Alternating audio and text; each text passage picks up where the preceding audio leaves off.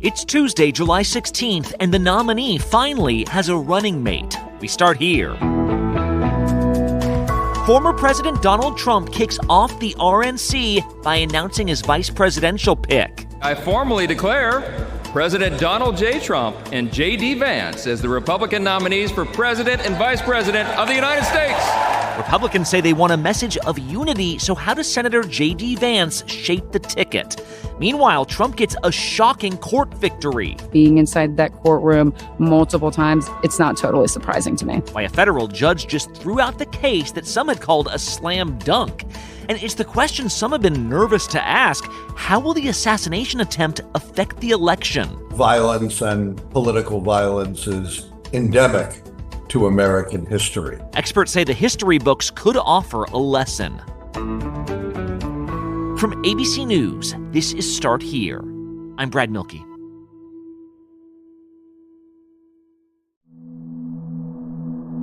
The enduring image of this weekend, of course, will be the image of Donald Trump rising up from an assassination attempt. Bloodied and tousled, he's just been clipped by a rifle's bullet, about to be hustled into a car. But immediately, he remembers people are watching him, applauding for him, praying everything is okay. And it's in that moment, under a huge American flag with a stream of blood across his face, that he raises his fist. If you watch his lips, he appears to be saying the same word over and over again: fight, fight, fight. That was Trump's first instinct: defiance, anger, fight. Well, yesterday, as the Republican National Convention got underway in Milwaukee, Donald Trump walked into the arena. Please welcome Donald J. Trump. His right ear was still bandaged. The crowd erupted in this outpouring of emotion. His family members had tears in their eyes, and even Trump himself, who's normally so in his element in this kind of environment, seemed, well, overwhelmed. No one had really seen him like this in public before, and the crowd started chanting, "Fight." Across the board, this looked like a very choreographed event. The theme of the night was Make America Wealthy Again. There were live bands and speeches. We are kicking off the biggest and best convention in the history of the Republican Party, and we are united. But as the day had begun, a basic question still hadn't been answered. Who was Donald Trump running with? Well, just before the convention kicked off, we got our answer. I formally declare President Donald J. Trump and J.D. Vance as the Republican nominees for President and Vice President of the United States.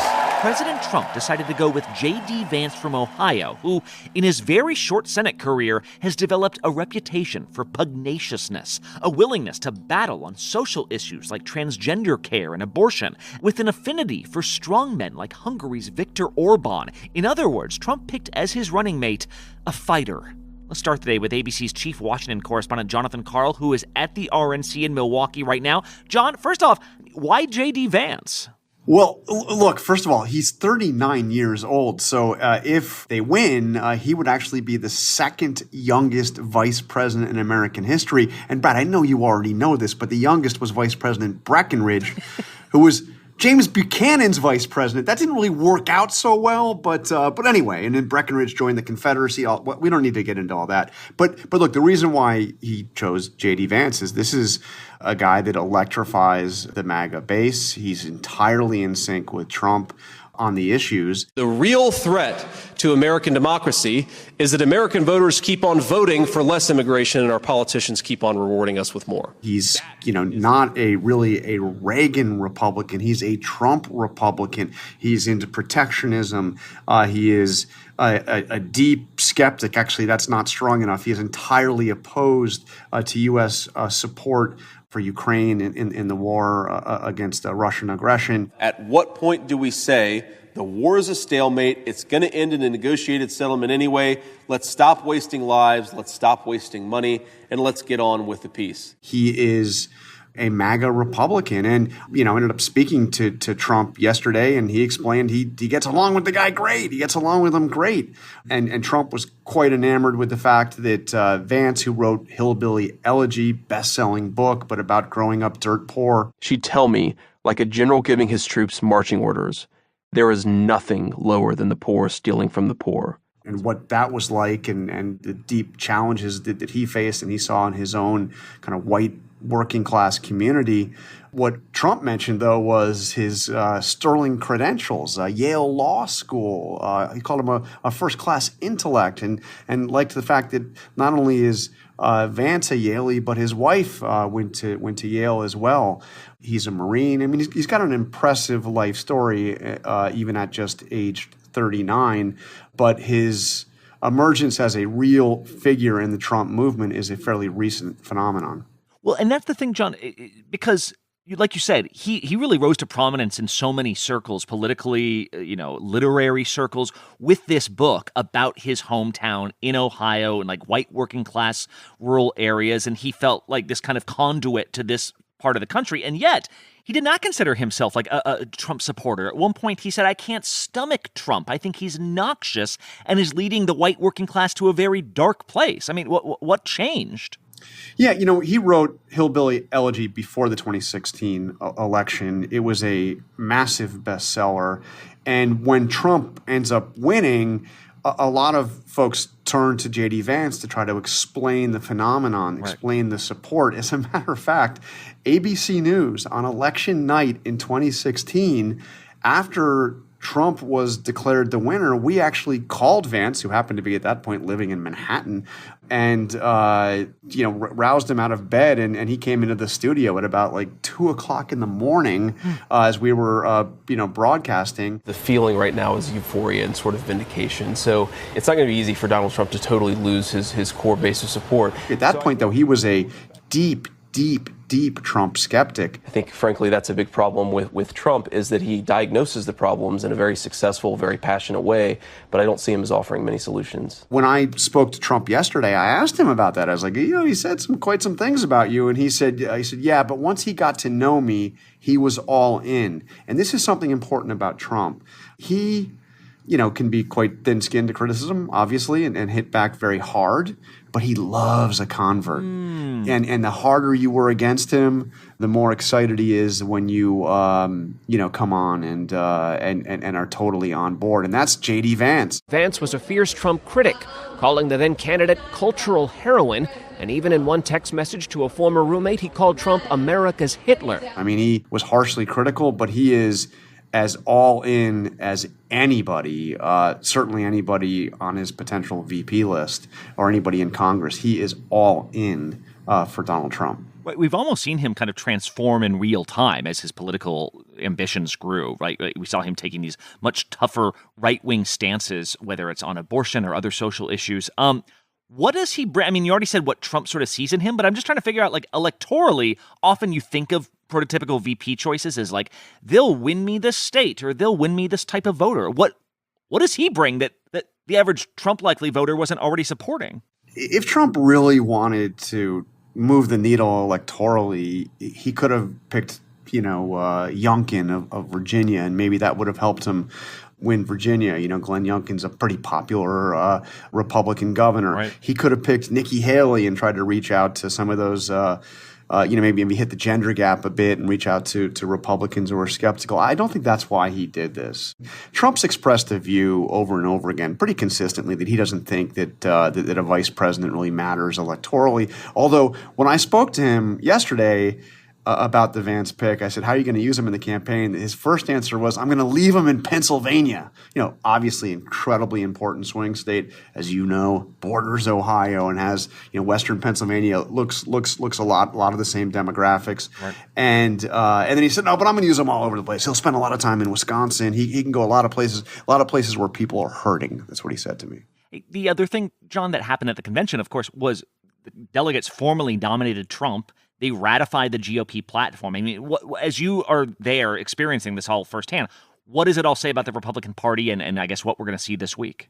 Well, walking across the convention floor, I just kept on having this feeling this is not really the Republican Party, or it's not the Republican Party that I've been covering now for I won't tell you how long, but this is the Trump Party. For the greatest president that's ever lived, and that's Donald J. Trump, hereby declaring him the Republican nominee for President of the United States of America.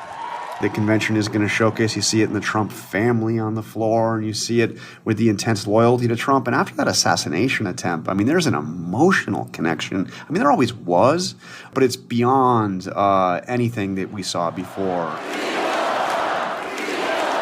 They adore this man, and I think, he's the guy who told us years ago, famously, that he could shoot somebody on Fifth Avenue, and they would still support him. I think it's become a little broader. That might have been the hardcore supporters, but I think the Republican Party, as you see on display in this convention, is really the Trump party. Yeah, and like you said, a pivotal moment, and a pivotal moment for in the life of Donald Trump as well. It's so interesting that you reached out and that he picked up and talked to you. Yeah.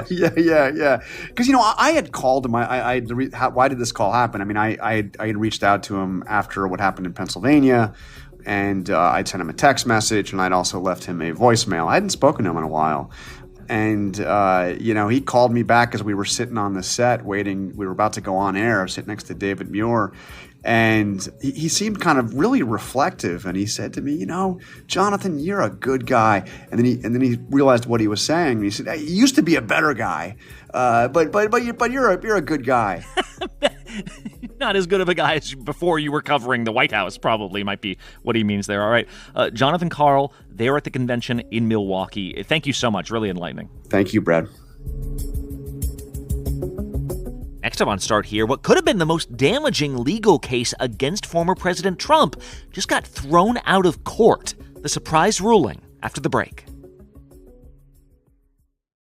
This episode is sponsored by BetterHelp. Have you ever wondered what you would do with an extra hour in your day? I think about this all the time. I'm like, I would be so productive. I'd exercise more, or I'd read a book, or I'd take a nap, restore myself.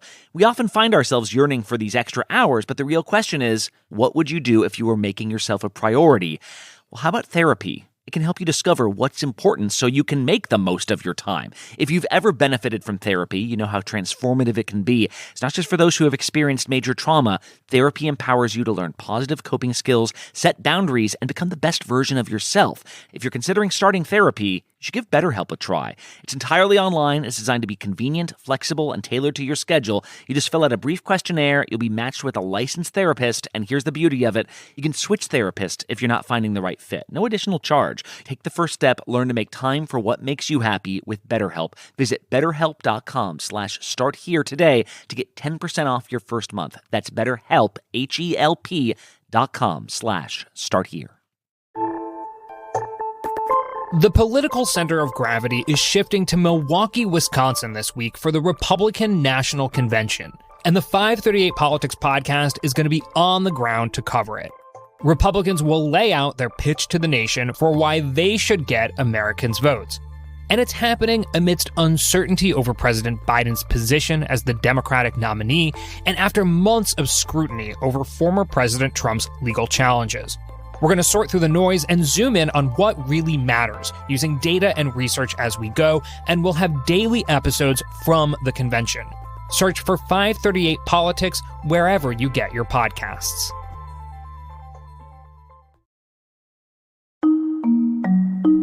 We talked yesterday about how Trump and his most ardent supporters see him as more than just lucky. After all, in recent weeks, he narrowly survived an assassination attempt. He's been declared immune from criminal prosecution for certain acts as president by the Supreme Court, and despite his own dismal poll numbers, he has watched his political opponent flounder in a debate performance that has threatened to devour the Democratic Party. Some Trump loyalists have described an almost messianic quality at play here. Well, yesterday, Trump got even more good news. In a stunning court decision, the federal judge overseeing the case about Trump's handling of classified documents dismissed his case entirely, threw it out of court. She said the prosecutor isn't legally allowed to bring these charges in the first place and that this trial will not even begin. Remember, some had seen this as the most easily provable of all the cases pending against former President Trump. So let's check in with ABC senior reporter Catherine Falders, who covers investigations and has been sitting in the courtroom throughout nearly all these proceedings. Catherine, what happened here? Well, look, this was a long shot effort by former President Trump and his lawyers. They essentially filed all these motions to dismiss, if you will. There were multiple of them. I was in the courthouse when the lawyers were arguing this motion to dismiss. And at the time, Brad, the judge did not seem convinced on their arguments. They said, look, Jack Smith's appointment is unconstitutional. He wasn't appointed by Congress. We think he should be. And therefore, it's not a constitutional appointment. And the whole indictment should be tossed out. And frankly, at the time, she didn't seem that convinced. We learned yesterday she literally threw out the whole entire indictment based on her finding that Jack Smith's appointment as a special counsel was unconstitutional. Now, what does this mean? Trump was facing 40 felony counts in Florida, arguably some of the most serious ones that he's facing, from his handling classified material, some of the nation's most secret documents, if you will. And then, of course, allegedly obstructing the government and getting those back. He wasn't returning them. He said that they were his. So the reality of this isn't going to go forward. Jack Smith could appeal it, but even if he did appeal it, it would take quite some time. We knew this wasn't going to go to trial. It didn't seem that way before the election. But again, if Trump wins the presidency, even if this is appealed by the special counsel, it doesn't matter. Wow. Trump will just close all of these federal investigations. Wait, so, and going back to the reasoning of the judge, because this is not her saying, hey, there's no case, the government doesn't have a case here. She's saying there's a problem with Jack Smith himself. Like what? Like he's illegitimate somehow? Yeah, so this is the language that she uses. She says the framers gave Congress a pivotal role in the appointment of principal and inferior officer. That role cannot be usurped by the executive branch or diffused elsewhere. What does that mean? Usurped by the executive branch. Jack Smith was, of course, appointed by the Attorney General, Merrick Garland, the Department of Justice. She's saying, look, I agree. This needs to be appointed by Congress. A special counsel needs to be appointed by Congress. That didn't happen here. And therefore, the special counsel is illegitimate, essentially. The special counsel shouldn't exist. But I'm confused. Aren't all special counsels throughout all, like we see lots of cases with special counsels. Aren't they all appointed by the Attorney General, someone in that executive branch? So it got pretty wonky and complicated during the arguments. So we would say, oh, is this the same, if you will, as like the Hunter Biden case? That was a special counsel. Right. Well, they're arguing David Weiss, who oversaw that investigation, he was a U.S. attorney at the time. He was already in government. Jack Smith wasn't. He came from the outside. You remember Robert Mueller from years ago with Russia. He came from the outside, too. Right. They would argue the same thing here. So they're arguing that these people who are coming from outside government into government, Congress should have some role in that. Now, what's fascinating with all of this is special counsels have been appointed on matters that are highly sensitive, as you know, such as Watergate. Remember, that was in the 1970s. All of these efforts that have occurred in the courts before to challenge the legitimacies of the special counsel, they haven't really been taken up by judges. So that's why this is so extraordinary here. It sets an extremely unusual precedent. I will say I've sat in the courtroom for nearly all of Cannon's proceedings in this case. She's a favorable judge to Donald Trump. She was obviously appointed by Trump in 2020 to the federal bench. She had a particularly adversarial relationship with Jack Smith's prosecutors. And this doesn't, while it's a shocking decision from being there, from being inside that courtroom multiple times, it's not totally surprising to me. Wow, which, I mean, in theory, then you'd imagine this could go so far beyond Trump, although apparently Judge Cannon said this only applies to this case, might not apply to the January 6th case, for example. But, I mean, if there's a question as to whether special prosecutors can even be appointed from the outside like this, it's a huge deal for criminal justice. What is the reaction from people, on either side of the Trump divide here? Well, look, legal experts, if you ask some legal experts, they're saying that this is shocking, given that there was no precedent. Well, I think the decision is bogus. The judge seems to think that there was no statutory provision that allows for the appointment of Jack Smith. That's just wrong. Now, you know that people close to Trump, they're saying, oh, good, this was the right decision. The judge made the right call. Jack Smith has admitted that things were not as they should be with the boxes. It just raises very serious questions. But what I will tell you, even though Trump's lawyers obviously have argued all these motions to dismiss, they knew that the charges that Trump was facing there were really bad. The only way out of this was for Trump to win re-election or for the judge to just throw this out. So they certainly got what they wanted, a massive victory for them yesterday, Brad.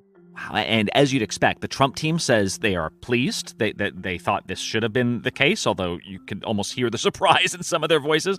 The U.S. government noted that this ruling has never been applied in any similar case. So you can imagine this will go to the appeals process. But like you said, that will take so long past this election. So this effectively puts the ball in voters' hands as far as Trump facing trial over these classified documents. Catherine Falders, thank you. Thank you.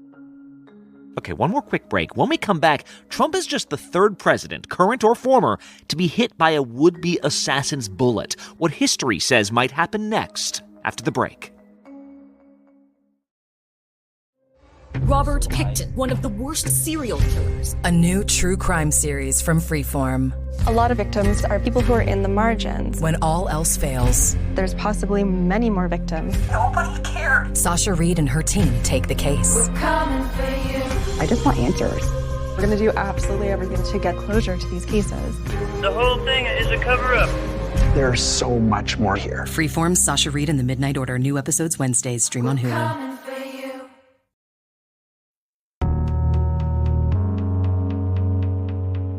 And one last thing. In the aftermath of the attempt on Donald Trump's life, politics seemed very secondary. But at some point, as these last few days have gone on, I'm sure lots of us quietly wondered, now that Trump is okay, does any of this make him more or less likely to win re-election in November? Well, last night, in an interview with NBC's Lester Holt, President Biden was asked point blank whether this reshapes the race. Has this shooting changed the trajectory of this race? I don't know, and you don't know either. And in this interview, we saw how the conversation has already evolved around Biden. For years, he's been warning about Donald Trump's violent rhetoric. Now he's being asked to defend his own words, like when he said on a recent donor call that Trump's actions should be in the bullseye. It was a mistake to use the word. I didn't say crosshairs. I meant bullseye. I meant focus on him. Focus on what he's doing. Focus on his policies. So with all this attention on each candidate, I wondered, how will this affect voters? Can history be our guide? After all, this is not the first time we've seen a gunman aim for a president or a presidential candidate. So I posed that question to Professor Alan Lichtman, a distinguished professor of history at American University who studies presidential elections. Violence and political violence is endemic to American history. He says an assassination attempt, any act of political violence, is always a kind of crisis moment for a nation. You think of the country finding itself in the wake of the Civil War and how Abraham Lincoln could have led us through it. The assassination of Presidents Garfield and McKinley in 1880 and 1901 happened just months after beginning their respective terms. And yet, he says, none of these assassinations outwardly changed any future election results. They really haven't had a major effect on elections. Really? That's surprising to me. Yeah, it's surprising but true. Just to repeat once again, shots were fired. The president was not hit. 3 people were. People say the attempted assassination of Ronald Reagan, led to his landslide re-election in 1984. Untrue. This is from my exit poll, and the question asked, should Reagan run again? And 40% of the people said yes. And 60% of the people said no. Even after the assassination, Ronald Reagan's approval rating was down in the gutter. The Republicans lost 25 U.S. House seats in 1982. We'd like to have won everything, but we knew we weren't going to. Reagan's approval rating only began to significantly improve when the economy began to significantly improve. This is a sad time for all people. JFK's assassination led to Lyndon Johnson, who won a landslide election in 1964, but that was not linked specifically to the assassination. In fact, he said there are examples where the person shot has immediately lost their next election, including Theodore Roosevelt, who was shot, wait for it, in Milwaukee, where the RNC is happening this week. Theodore Roosevelt, a former president, who was running as a third-party candidate on the Bull Moose ticket, did not lead to his election either. Rather, what happened after the attempted TR assassination was that Roosevelt and William Howard Taft, the sitting president, split the Republican vote and elected the Democrat Woodrow Wilson at a time when the Republicans had really been riding high. In fact, that assassination attempt bears a lot in common with Trump's. Roosevelt was a former president trying to get back into office. By all accounts, this bullet should have killed him, but through what seemed at the time like divine intervention, he was saved when that bullet had to pass through a 50-page speech tucked into his breast pocket. Upon being shot, he defiantly addressed the crowd, saying, quote, "I don't know whether you fully understand that I have just been shot, but it takes more than that to kill a bull moose." It's the 1912 equivalent to raising a clenched fist. We are looking at this video playing back, and you see Trump pumping his fists, cheering with the crowd. Lichtman says these events have all had galvanizing effects. Of course, an attempted assassination rallies the party around the person. But mainly for people who already support the survivor. It doesn't bring your opponents around.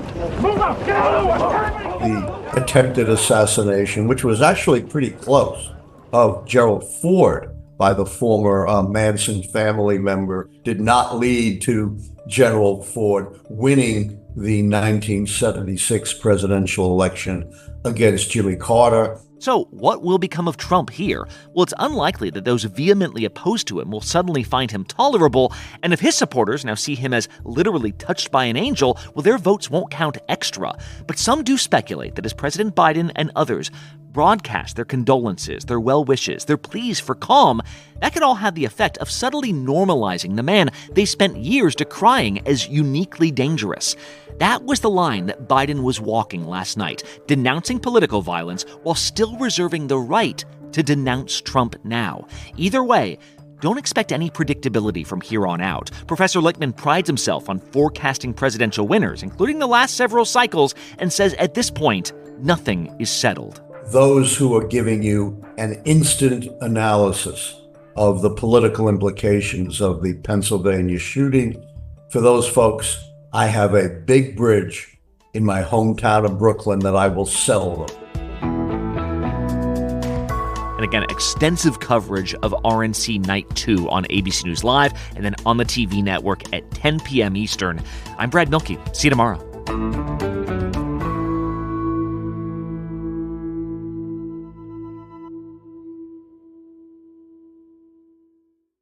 Hey, it's me, Jen Tran, the new Bachelorette. Watch me on a groundbreaking season like you've never seen. Monday nights at 8 on ABC. And don't miss our weekly Bachelor podcast, Playing the Field, hosted by me, Ryan Field, as we break down each episode.